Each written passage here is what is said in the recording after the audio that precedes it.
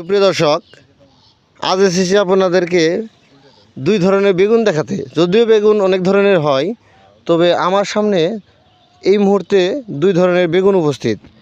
আপনারা দেখতে পাচ্ছেন আমার সামনে যে গাছগুলো রয়েছে এগুলো হচ্ছে বেগুন গাছ।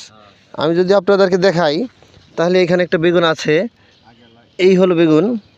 দেখেন আপনার বেগুনের কালারটা খুব সুন্দর, লাল কালার।